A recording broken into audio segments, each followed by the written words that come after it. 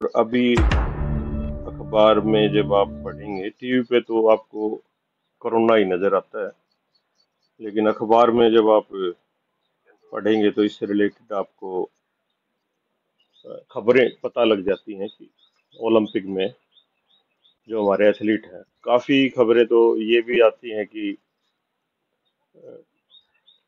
Olympic होगा या नहीं होगा, क्योंकि पिछले दिनों एक ऑनलाइन याचिका लगाई गई। तो एज एन एडवोकेट, जहां तक मेरी जानकारी में है कि ऑनलाइन रिट मतलब ऑनलाइन याचिका लगाना, पता नहीं कहाँ लगा दी वो याचिका और किसने लगा दी और उस पर किसने सिग्नेचर कर दिए। तो ये समझ से परे है। इस पूरी कायनात पर लगभग 8 अरब आदमी रहते हैं, और 8 अरब के लिए ये खेलो ये ओलंपिक के खेलों का आयोजन किया जा रहा है।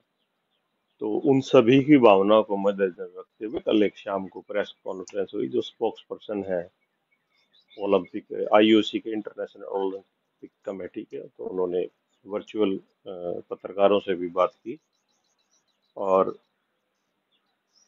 उन्होंने पाया कि ये अभी हाँ, अखबार में जी जी, माफी चाहूंगा बीच में एक बार। तो वो उस प्रेस कॉन्फ्रेंस में साफ साफ बताया गया है कि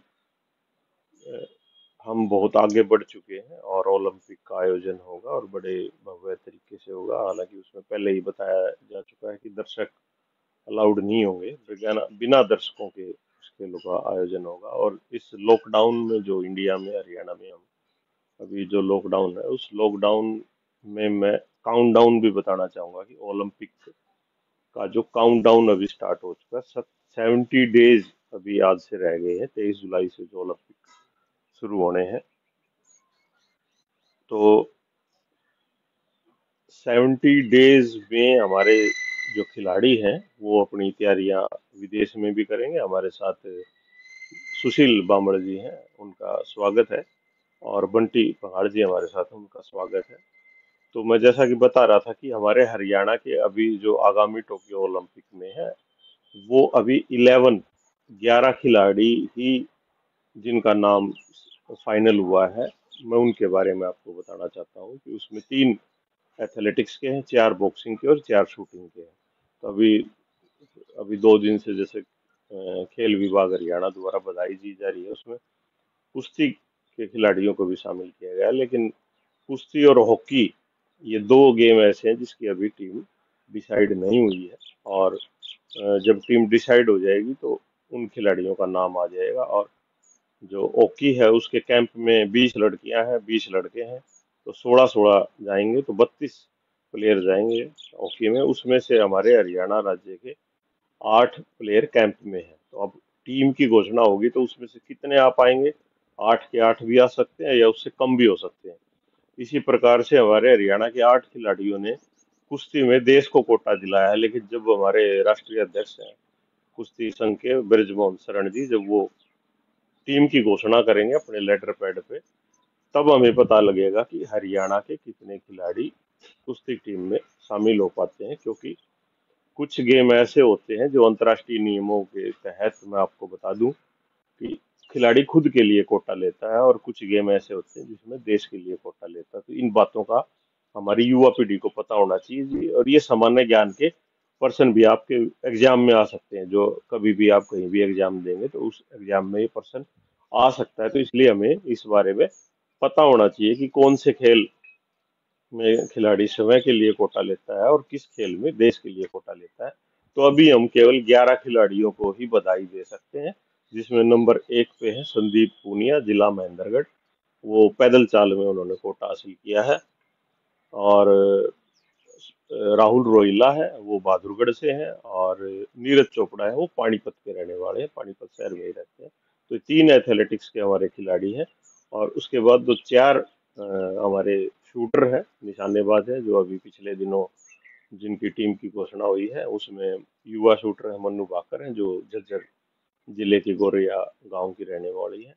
और यशस्विनी देसवाड़ हैं, जो पानीपत के हैं, दिल्ली में रहते हैं। और अभिषेक वर्मा है, वो उनके पिताजी high court, Punjab and Haryana high court में जस्टिस हैं, तो चंडीगढ़ में वो रहते हैं। अभिषेक वर्मा जी हरियाणा से खेलते हैं।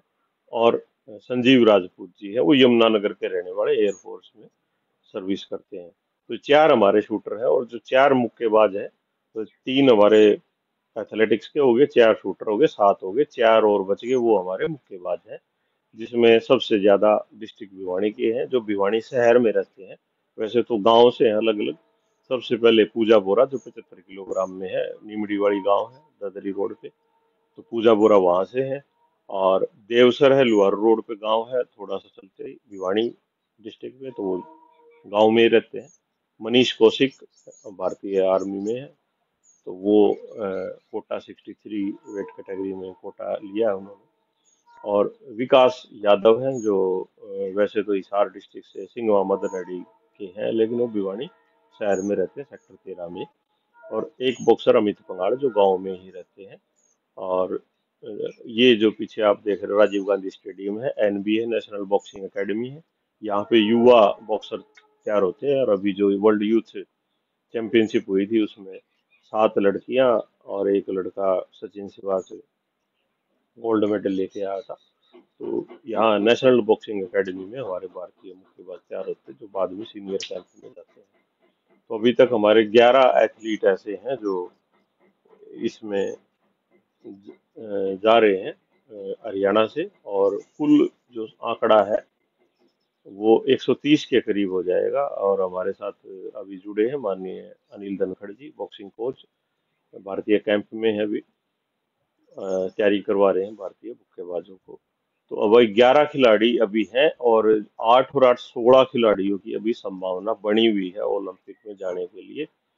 जब टीम की घोषणा हो जाएगी, तो कुल जो पूरे इंडिया की बात की जाए, तो 130 के करीब ये भारतीय दल होगा।